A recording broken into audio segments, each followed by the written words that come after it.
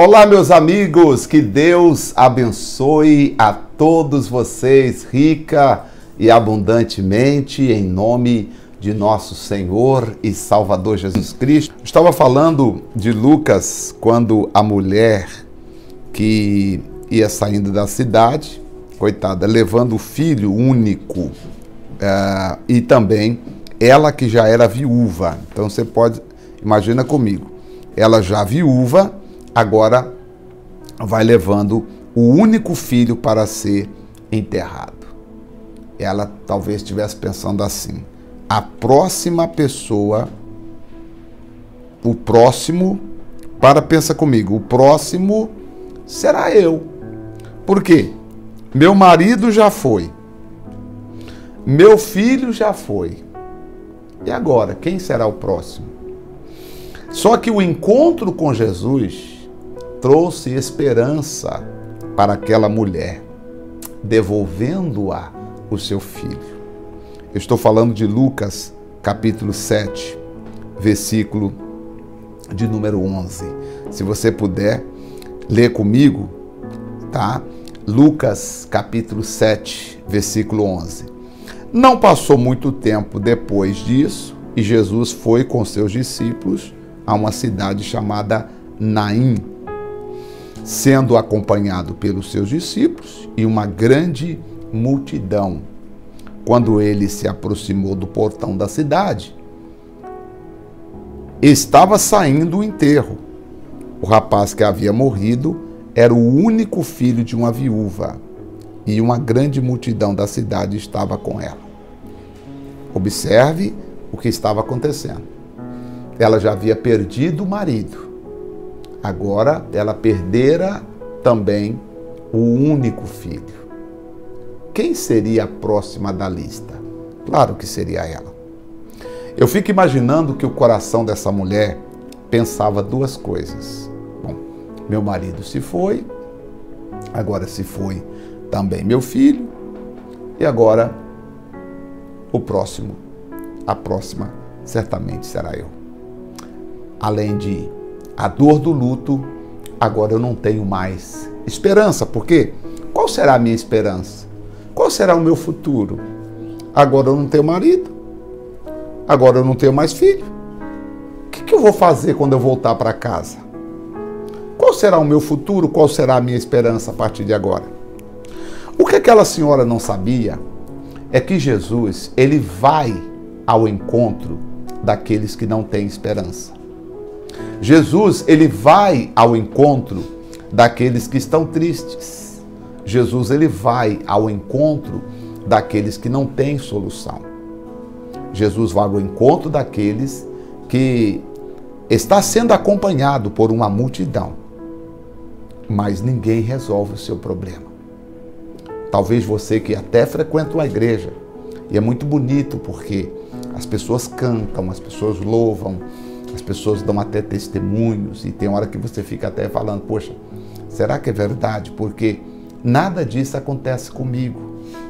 Ou seja, você está perdido na multidão, às vezes até descrente, ou às vezes até você já conversou com alguém que falou: não, mas é assim mesmo, um dia a senhora vence, outro dia a senhora perde, e assim vai levando a vida, senhora.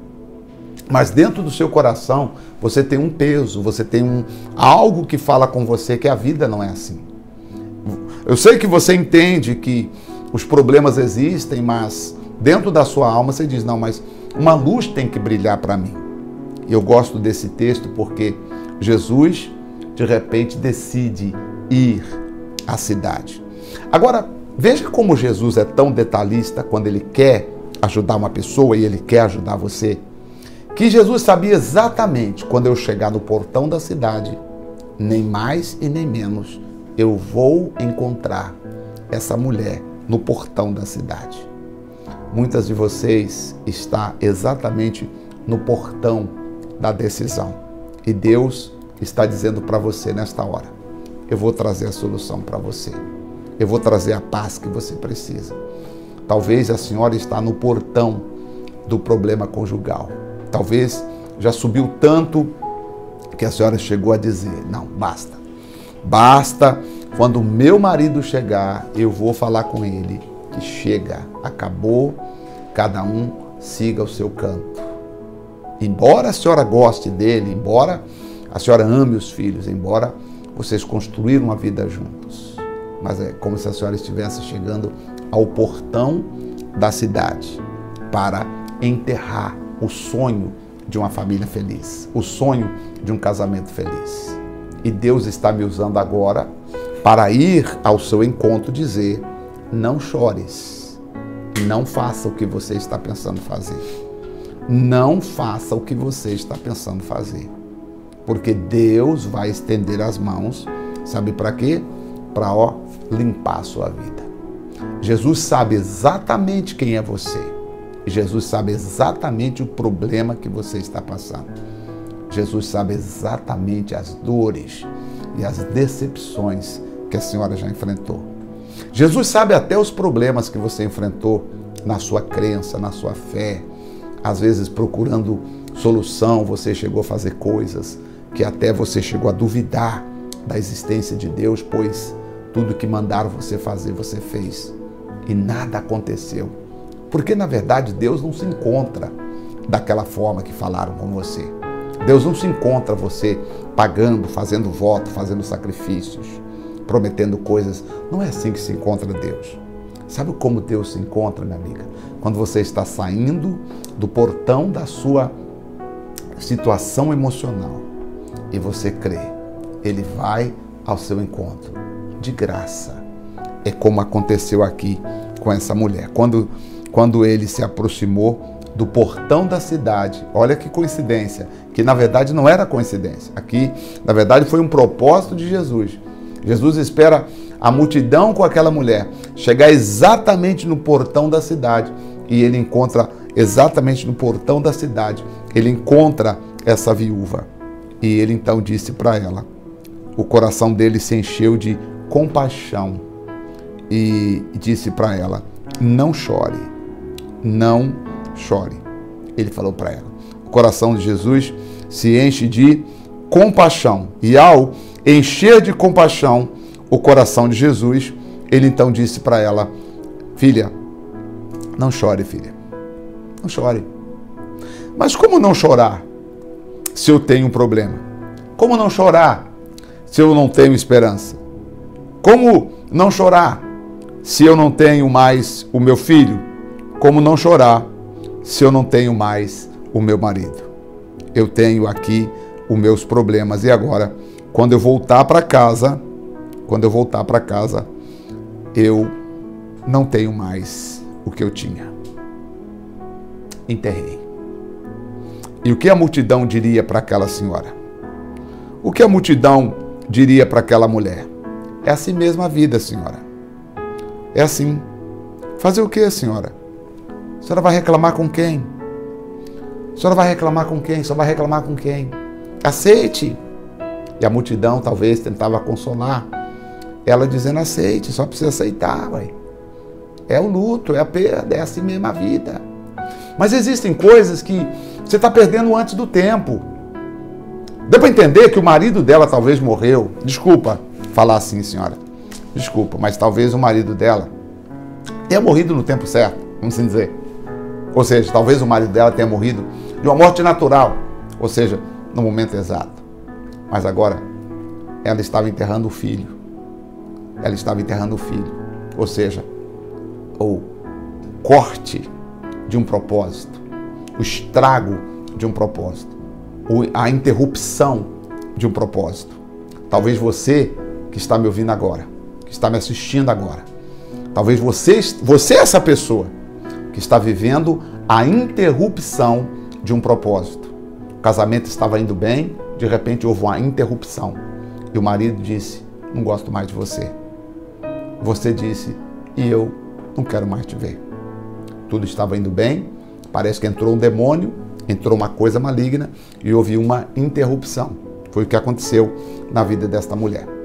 E talvez todos que estavam com ela não tinham a palavra de Deus. E todos que estavam com ela, a única coisa que sabiam era chorar com ela. Dizer: é assim, senhora, não tem o que fazer, senhora. Tem que aceitar. Mas ela sabia: eu estou levando para enterrar, mas é a interrupção de uma vida. E aí diz o texto que Jesus teve compaixão dela. Ou seja, Jesus sentiu piedade, Jesus sentiu simpatia para com a tragédia na vida daquela mulher. Aquilo que estava acontecendo, quando a Bíblia diz que Jesus teve compaixão, Jesus se apiedou ou apiedou-se da tragédia que havia acontecido na vida daquela mulher. E aí, a compaixão significa exatamente a piedade, né? Significa a simpatia pela tragédia de uma pessoa, e essa simpatia vem acompanhada de um desejo de minorá-la, ou seja, um desejo de minimizar aquela situação. Jesus não estava olhando para o jovem morto, Jesus estava olhando para a dor da alma daquela senhora. Deixa eu falar para a senhora, olha para mim, deixa eu falar com você. Talvez você diz: "Ó Deus, olhe para o meu marido, olhe para o meu filho."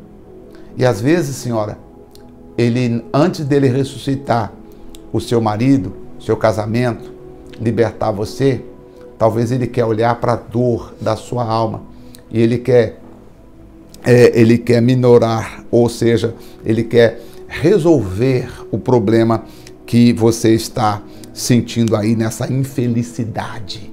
Você está infeliz, você está sentindo infelicidade. Você trabalha, você tem carro, você tem casa. Você diz: "Ah, pastor, a igreja que eu vou, todo mundo me carrega na palma da mão, porque eu sou rico, eu tenho dinheiro, eu ajudo a igreja, eu dou meu dízimo, eu dou minha oferta.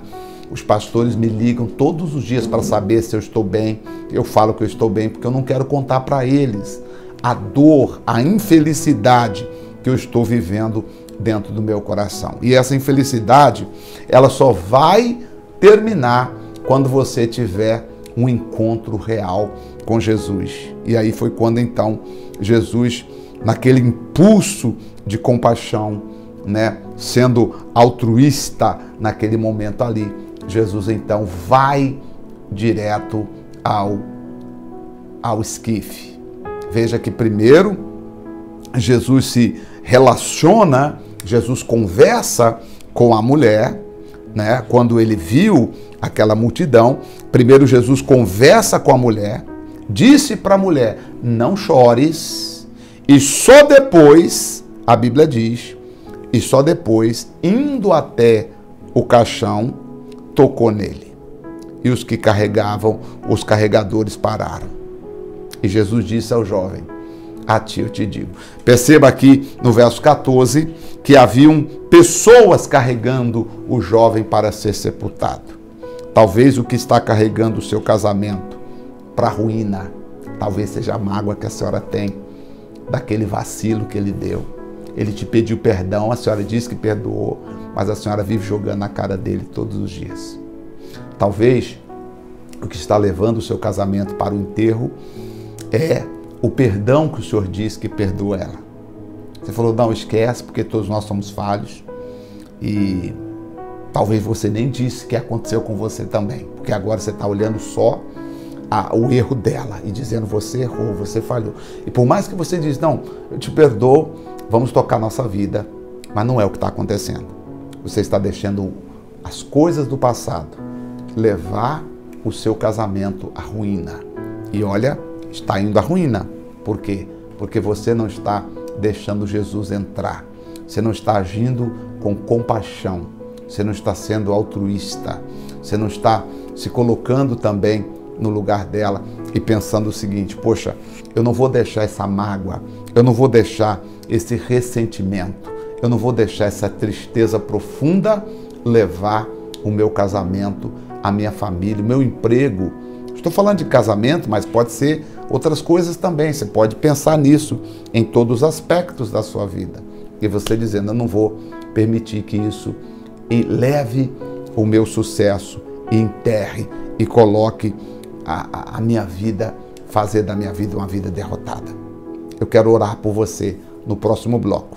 Então, se prepare o copo com água, que quando eu voltar, aí nós vamos fazer uma oração especial, tá bom?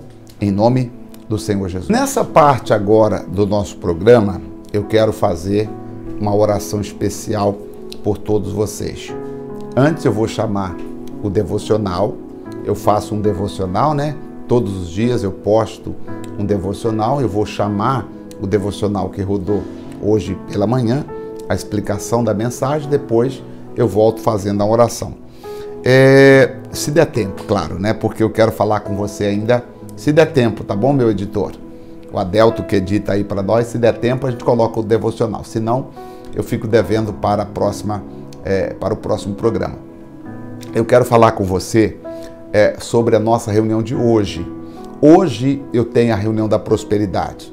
Muitas pessoas não entendem como vem a prosperidade e elas acreditam assim: se eu tocar em algum lugar especial, como toque de mida, por exemplo, se eu tocar no altar, se eu passar por cima do altar e se eu der uma oferta lá no altar, como o pastor falou, a minha vida vai mudar financeiramente. Então, existem muitas pessoas que elas querem fazer um voto, dizendo assim: se eu fizer um voto, minha vida vai mudar.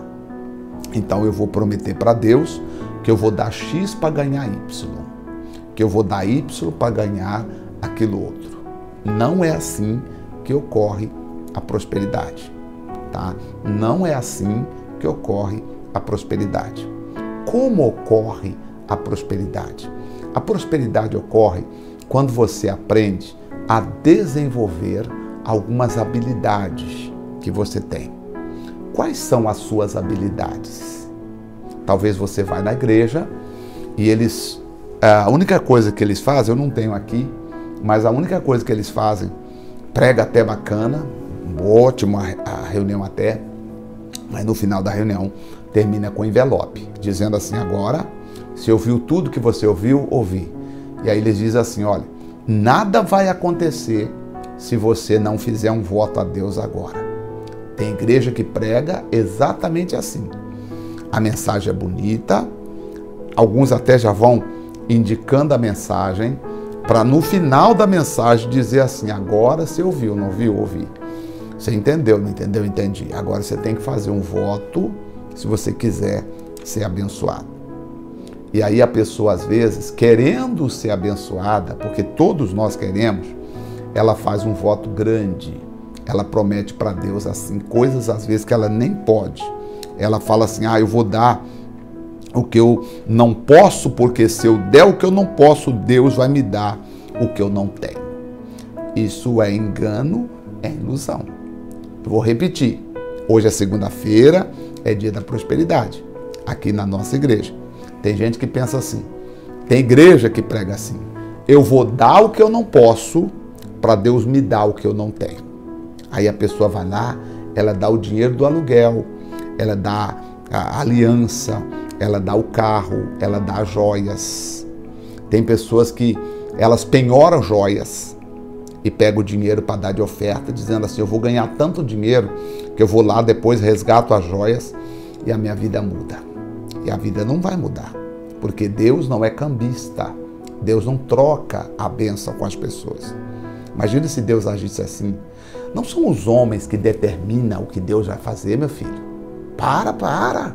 Pensa, não são os homens que determinam o que Deus vai fazer. Porque parece que quem determina o que Deus vai fazer são os homens. Que diz assim: você vai passar aqui no altar da igreja e você vai prometer que você vai dar o que você não tem para Deus dar o que você quer. E aí a pessoa às vezes dá metade do salário, depois fica passando necessidade, dá o dinheiro da luz, depois fica correndo risco, dá o dinheiro da água ou da internet, ou às vezes de poder fazer uma boa compra para casa, ela acaba dando, achando que se fizer assim, Deus vai dar uma grande vitória para ela. Mas no final de tudo isso, sabe, só vai acontecer uma coisa: você vai se decepcionar com Deus. Só que eu falo, Deus não é culpado. Deus não é culpado, tá? Então me ouça, não faça isso. Não faça isso. Mas se eu não fizer, pastor, Deus vai me castigar, Deus vai ficar triste comigo. Não vai ficar triste com você, Deus não vai te castigar. Você não precisa fazer isso. Mas pastor, eu já prometi olha, presta atenção. Se você prometeu alguma coisa que você não pode cumprir, peça perdão a Deus. Peça perdão, fala: Deus, eu prometi que eu não vou cumprir.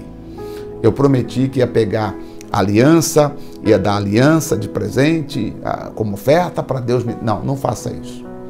Para você prosperar, você precisa fazer uma coisa. Anote aí no seu caderno. Diga assim: para eu prosperar, primeiro, eu preciso aprender a desenvolver mais habilidades. Repita, diga: para eu prosperar, eu preciso aprender a desenvolver habilidade. Vamos dizer que você diz assim: puxa vida, verdade, pastor. Pastor José Maria, o senhor falou agora que para eu prosperar eu preciso aprender a desenvolver habilidades. Tá, beleza. Eu vou fazer um curso, eu vou aprender no Senai ou em qualquer lugar, eu vou aprender a consertar, fazer pequenos reparos em telefones celulares. Olha aí, é uma habilidade que você vai estar desenvolvendo. Eu vou aprender a customizar roupas. Já entendi, pastor Zé Maria. Me veio uma ideia aqui. Eu vou aprender a vender. Ótimo. E eu vou sair de casa em casa e vou ver as pessoas que têm roupas usadas. Eu vou comprar essas roupas usadas, vou lavá-las, vou perfumá-las e vou vender essas roupas por um preço legal. Olha aí, você está desenvolvendo habilidades. Ou você diz: eu vou viajar para Goiânia e vou comprar roupas e vou trazer e vou vender. Eu vou vender semijoias, eu vou vender bijuterias, eu vou vender relógios, eu vou vender açaí no pote, eu vou vender sorvete, sei lá, eu vou pedir para Deus me dar uma habilidade, porque você só vai prosperar se você tiver uma habilidade desenvolvida. O problema das pessoas, elas não prosperam porque elas vêm desde aquela época mais tradicional em que as pessoas não se desenvolviam habilidades. As pessoas acreditavam o seguinte: eu vou conseguir um emprego e esse emprego eu vou ficar nele até morrer e aposentar. Ou seja, até aposentar e morrer. E ficaram ali, ficaram. E infelizmente, o que acontece? Hoje não é mais assim. Hoje você tem que estar no emprego, mas você precisa estar pensando como eu vou gerar uma outra fonte de renda para eu não depender desse emprego fixo. Então você tem que estar em casa pensando: tá, eu tenho meu emprego, eu trabalho das 7 às 1 da tarde. Você já tem que estar pensando de 1 da tarde até às 5, eu preciso fazer um curso, eu preciso aprender uma coisa nova para eu poder depois gerar uma segunda renda independente dessa primeira que eu tenho. Porque se Deus atendesse e prosperasse só quem dá oferta na igreja X, e quem não é da igreja X, como é que Deus faria isso? Como é que Deus... Então Deus não seria justo. Eu sempre pensei assim. Eu sempre pensei, Deus não pode abençoar só porque a pessoa deu uma oferta X, porque quem não tem nada para dar? Estou explicando? E quem não tem nada para dar, como é que fica? Então, Deus atende, não é o tamanho da sua oferta. Pastor Zé Maria, então, o que o senhor está dizendo aí, eu não preciso dar oferta, né? Não preciso dar oferta, não preciso dar dízimo. Para trocar com Deus, não. Se você está dando dízimo, está dando oferta, colocando Deus contra a parede, dizendo: Deus, eu estou lhe dando X para o senhor me dar Y, então é melhor nem dar, porque você vai se decepcionar. A oferta ou dízimo que você der para a obra de Deus tem que ser com uma atitude de gratidão, dizendo assim: Senhor, eu não estou trocando e nem muito menos dando porque o Senhor está me pressionando. Eu estou dando porque eu te amo, eu te adoro, eu sou grato por tudo que o Senhor fez na minha vida. E o que o Senhor fez na minha vida, eu quero que através desse meu esforço, desse meu suor, dessa minha consideração que eu tenho pelo Senhor, eu quero que outras pessoas sejam alcançadas. Teve um pastor que explicou para mim a forma mais linda que eu achei de a pessoa dar o dízimo, dar a oferta. É mais ou menos como, imagina você dar um dinheiro para o seu filho. Imagina você dar um dinheiro para o seu filho e na semana que você deu o dinheiro é a semana do aniversário do pai. Aí você deu um dinheiro para ele, deu um dinheiro para a esposa também, e tanto a esposa, o filho, vai lá na loja e compra um presente e traz e lhe dá um presente. Na verdade, o dinheiro é seu. o que importa, você não vai pegar o presente e olhar assim e falar, mas eu não quero esse presente, porque vocês comparam o presente com o meu dinheiro. Não. Na verdade, o que conta no momento em que os filhos vão lá na loja e compram o presente e traz para você, você não mais olha o dinheiro, o valor, e sim o que conta no seu coração é a honra com que o seu filho ou sua esposa está lhe honrando com aquilo que você deu para ela ou que você deu para ele.